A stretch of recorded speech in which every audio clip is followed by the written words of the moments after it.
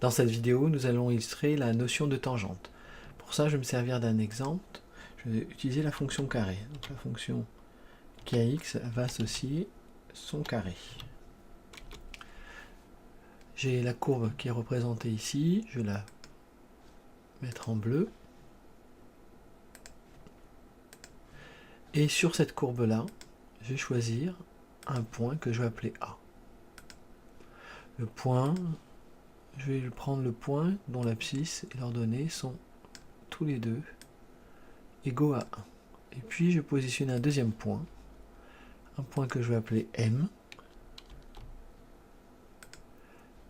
Et je vais tracer la droite AM. La droite, je vais l'appeler D. Je vais la mettre en rouge.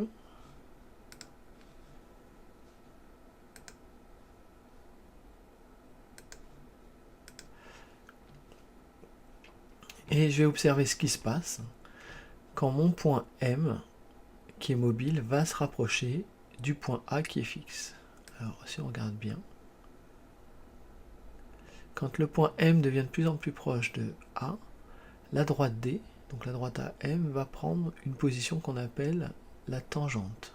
Alors, on peut le voir quand j'arrive par la droite, mais ça fonctionne aussi quand j'arrive par la gauche. Et cette position qu'on appelle tangente, on peut la définir avec GeoGebra comme ceci. Donc je précise, je veux la tangente à la courbe. Il faut que je précise aussi le point pour lequel je veux la tangente, le point A. Alors la tangente, je vais la nommer T. Je vais la faire en vert.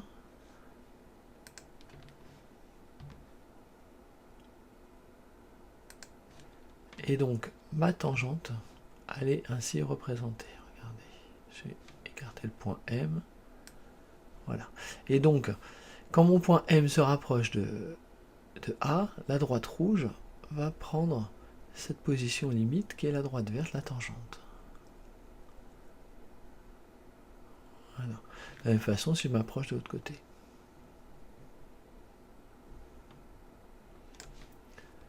Alors je vais effacer maintenant mon point M, ma droite rouge.